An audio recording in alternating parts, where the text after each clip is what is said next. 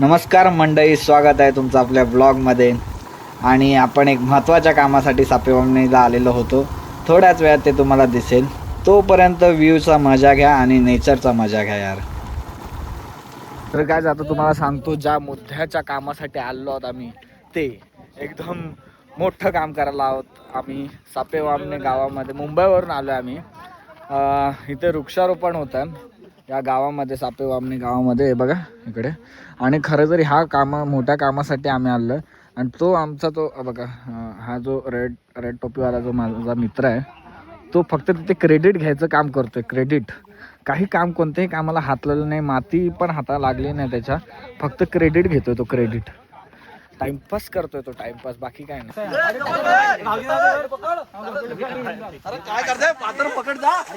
हा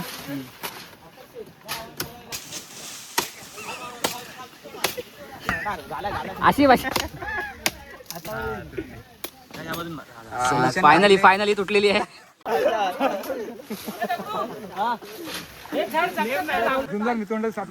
आणि आता तुम्ही काय प्रोग्राम आयोजित केलाय? वृक्षारोपण, वृक्ष संवर्धन. ओके. आपण आज इथं मंडळाच्या माध्यमातून हा आंबा, काजू, फणस आणि जांभूळ झाडाचं वृक्षारोपण करतो. त्यात जुन्या झाडांचं आपण इथं संवर्धन करतोय. हा म्हणजे जुन्या झाडांचं संवर्धन करतो आपण. हे तोडतायत का आता पण? हे आपण झाड तोडतो, हे एक्सटेंड नडतं. आता ही झाडं खूप मोठी झाली ना. हा आपण ही लावलेली झाडं झाली 12 वर्ष. हा ती झाडं एवढी होती, आता आज जवळजवळ 25 फूट झाडं झाली.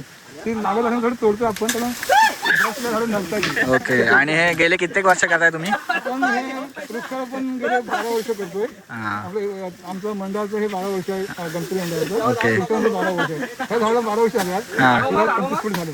आमच्या मंडळाचे खजिनदार शैलेश चालू आहेत, ते तुम्हाला काही विचारू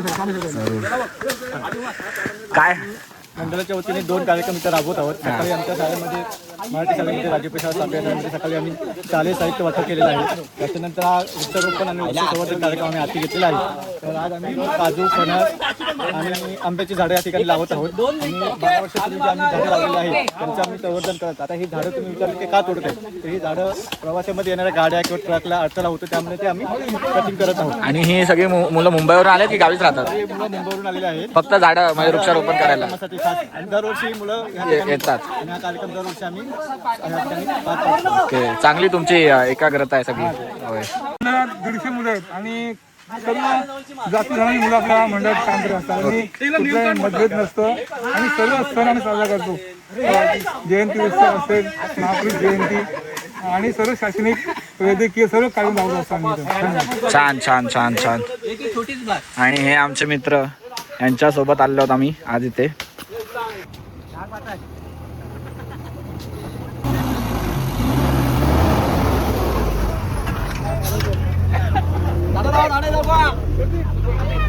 हो.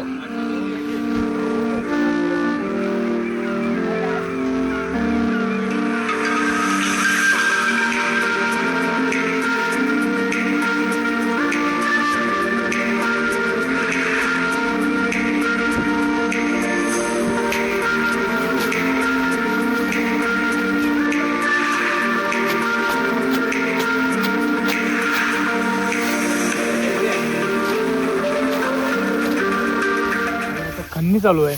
खंडणी म्हणजे आता शेती केलीच नाही तुम्ही? अजून लावणी चालू आहे. आता पूर्ण काढणार, याच्यात खाण वगैरे काढणार, नंतर मग ते धुणार, हे सगळे साफ करायला लागतात. नंतर मग ते ट्रॅक्टर फिरणार. हा म्हणजे नांगरणी करणार तुम्ही? ते ट्रॅक्टर फिरणार, नंतर लावणार ते. ओके. भात शेती करताय?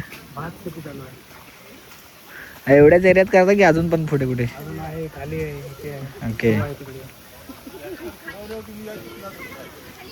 ट्रॅक्टर फिर.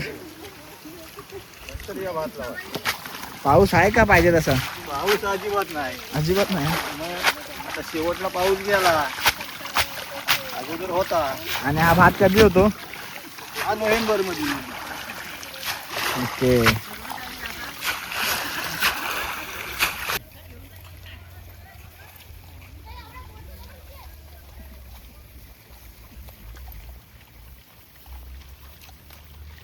देवा आहे, ह्यांची ही शेती आहे आता आपण जी बघितली ती. आणि देवा एवढा लाजतोय की हिरोईन तरी बस नुसता पळतोय. पण खरंच मस्त शेती चालू आहे ते. आणि ही फक्त त्यांच्या घरच्या पुरती शेती आहे समथिंग, आणि अजून तिकडे पण त्यांची शेती आहे. देवा कितवीला आहेस तू आता? हा 5वीला आहेस तू?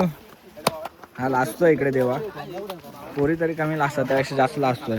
आणि आता या ठिकाणी झुंजार मित्रमंडळातर्फे जे काही कार्यकर्ते या ठिकाणी आलेले का झाडे लावायच्या कामासाठी, त्यांना हलका एक नाश्ता, वडापाव आणि चहाचं सोय केलेली आहे. आणि सुंदर दिसतं, सगळे गावची पब्लिक बसलेली आपल्या. खरंच कौतुक आहे सर्वांचं. मुंबईवरून फक्त इथे या ठिकाणी झाडे लावायला, वृक्षारोपण करायला आलेले आहेत. गेलो होतो ठीक आहे. तर इथे आहे ना गणेश मंदिर मंगेश मंदिर मंगेशी मंदिरचे इथे आम्ही दर्शन वगैरे घेतला सगळं. आणि ते प्रसाद वगैरे आहे ना ते शरदबाई आणि मंगेशच्या हाताने म्हणजे मंगेश असेल माझ्या हाताने झालं. सगळ्या माणसाला आणि थोडा थोडा थोडा थोडा प्रसाद हवा दिला. आणि त्याच्यानंतर आम्ही बाहेर होतो, आम्हाला सुसू झाली, काही असते सुसू झाले. आणि नंतर आम्ही सुसूला मंगेश लोखंडे आणि मी गेलो ठीक आहे. तर आम्ही काळे गॉगल घातले होते. पहिला मी गेलो पुढे, आणि मी गेलो जिथं आपले वॉशरूम करतात तिथं गेलो. आणि मंगेश लोखंडे आला पाठीक ना. अरे मंगेश लोखंडे बोलतो, अरे मंगेश माझं पोचत नाही. हा तो गेलास, अरे बोलतो इकडे येऊ. तो गेला बेसिन मध्ये, मी गेलो वॉशरूम मध्ये.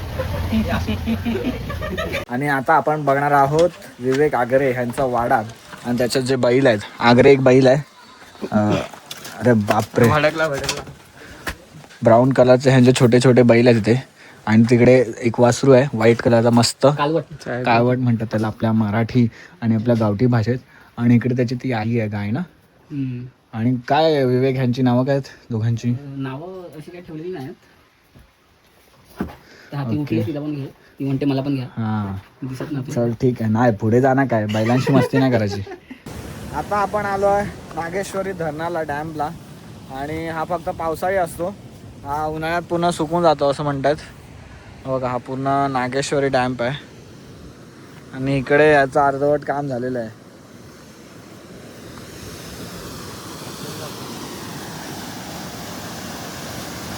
पाऊस नसल्यामुळे व्ह्यू तर भारी येतो एकदम.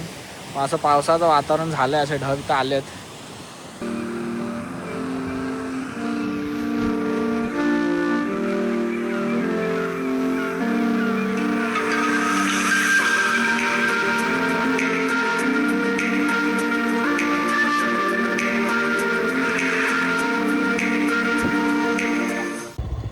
तर आता विवेक आपल्याला घेऊन जात आहे एक हिडन प्लेसवर. बऱ्याच लोकांना माहिती नसेल, महाडच्या आजूबाजू जे गावं आहेत त्यांना माहिती असेल, पण बऱ्याच बाहेरच्या लोकांना माहिती नसेल. इथे एक गरम पाण्याचं कुंड आहे. सव या गावामध्ये गरम पाण्याचं कुंड आहे, तर तिथे आपण व्हिजिट करत आहोत. तर आता आपण आलेलो आहोत सावित्री नदीच्या कड्यावर बसलेले एक ऐतिहासिक ठिकाण. इथे आहे एक गरम पाण्याचं कुंड. या गरम पाण्याच्या कुंडामध्ये गंधकाचं प्रमाण म्हणजे सल्फरचं प्रमाण खूप जास्त असतं. त्या सल्फरच्या किंवा गंधकाच्या ह्याच्यामुळे आपल्या त्वचेचे रोग कमी होतात. ह्याच्या खाली एक गरम पाण्याचा झरा वाहत असतो, तिथे हे गरम पाण्याचं कुंड निघतं. आता असंच एक गरम पाण्याचं कुंड आमच्या उन्हाऱ्या पालीमध्ये पण आहे. ह्याची खोली नाही आहे जास्त, 3.5 ते 3 फूट खोली आहे. म्हणजे 5 ते 6 वर्षाची मुलं पण ह्याच्यामध्ये उतरू शकतात. पण पाणी खूपच जास्त गरम आहे की तुम्हाला आता तिथे दिसत असेल, इथे बुडबुडे पण येत असतील. पण हे खूप खूप चांगलं पाणी आहे. म्हणजे आपण जर थकून वगैरे कुठंतरी येतोय, थोड्या वेळ ह्याच्यात जास्तीत जास्त 5 ते 6 मिनटं थांबा. त्याच्यानंतर तुम्हाला ह्या गंधकाच्या वासामुळे चक्कर देखील येऊ शकते. तर ह्याच्यात जास्त वेळ पण थांबणं शक्य नाही. पण एकदा स्नान केल्यानंतर खूप खूप जास्त असं बरं वाटतं, म्हणजे खूप जास्त.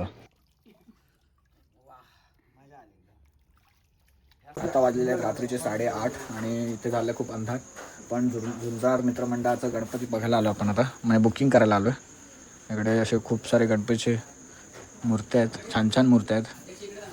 हां तर गाईज, आता तुम्हाला सगळ्यांना प्रश्न पडला असेल की मंडळाचा गणपती आणि एवढी छोटी मूर्ती का, की 2.5 ते 3 फुटाची.